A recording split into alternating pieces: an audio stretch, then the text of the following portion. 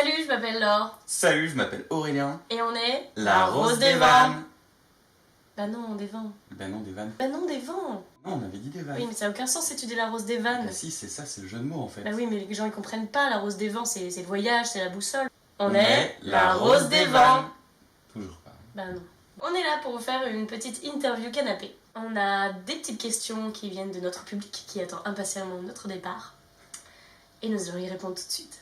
Donc on a une question qui nous vient de Bruno, de Brest. Salut Bruno. Salut Bruno. Bruno nous demande quelles sont nos compétences spéciales pour voyager en van. Vous pouvez répéter la question ? Je pense qu'il entend quelle est la compétence number one à acquérir lorsqu'on va partir dans un grand voyage en van. Ah, ok. Une belle question Bruno, merci. Moi je pense que c'est la battabilité. La quoi? Bah, la battabilité.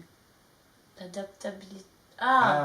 L'adaptabilité. L'adaptabilité, exactement. Ouais, Exactement. en fait, le fait de s'adapter. C'est pas mal toi en adaptation, il paraît. Hein, Oui, tu le sais? ouais, je sais, ouais, c'est pas mal. J'ai un petit don. C'est comme ça, c'est chez moi, je m'adapte quoi. Ouais. Il va pleuvoir, non? Come on with the rain, I will smile Regarde ce que tu fais! on my face. I'll walk down the lane. Ok, une deuxième question qui nous vient de Catherine. Catherine qui vient de Argenteuil-en-Buisson. Argenteuil-en-Buisson ? Oui, c'est une Ah. ville, ça existe. C'est vrai ? Ouais, j'en sais. Dingue. Donc Catherine nous demande, et l'espace, vous allez le gérer comment? Et elle veut dire quoi, Catherine ? Partir dans l'espace, en fusée, on va pas sur Mars hein ? Non, je pense pas qu'elle veuille dire ça. En fait, elle veut parler de l'espace du van. En fait, on va vivre un peu dans un espace un peu réduit, Ouais. tout petit. Et, Ouais. peut-être qu'on va se... je sais On va pas. se marcher dessus, tu crois ? Non, je pense pas parce on s'est un peu préparé. Ouais. On a fait des petits exercices.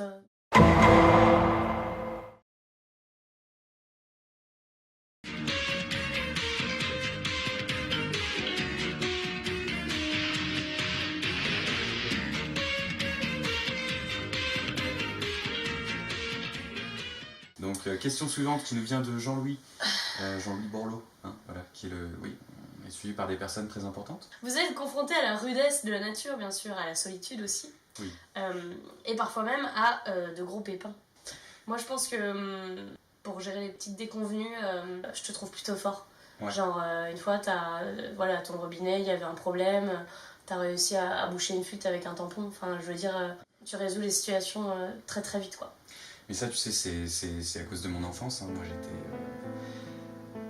j'étais un peu seul. Puis, du coup, je passais mon temps devant la télévision et voilà, ça m'a appris beaucoup de choses.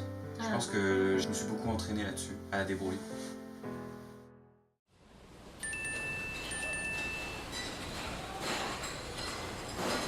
Qu'est-ce qu'on va faire? Attends, j'ai peut-être une idée. T'aurais pas un chewing-gum ? Si. Maintenant, faut trouver un Vélib.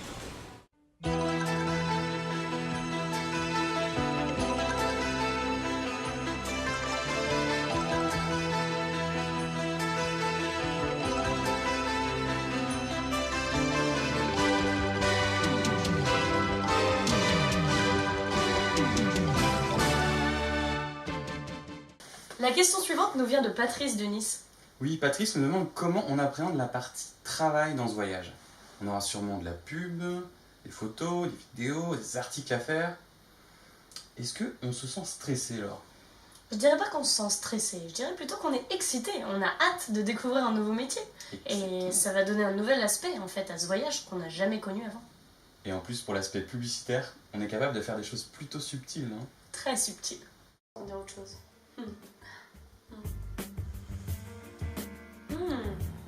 C'est délicieux.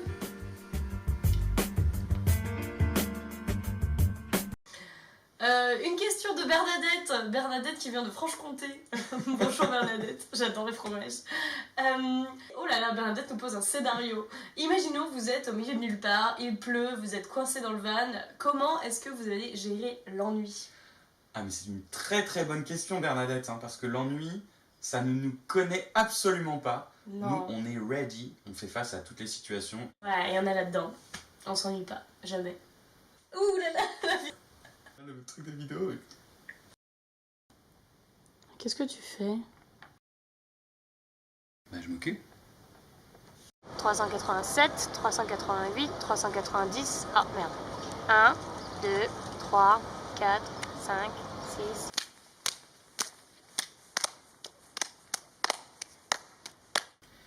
Une autre question qui nous vient de Kevin de Dijon.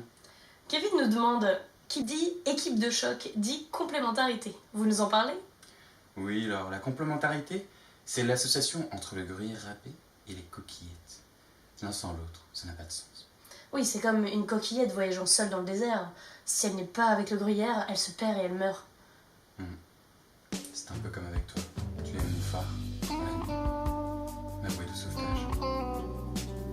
Tu m'arroses des vents.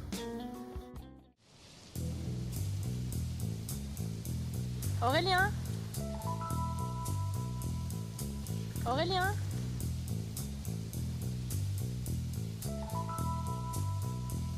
Aurélien?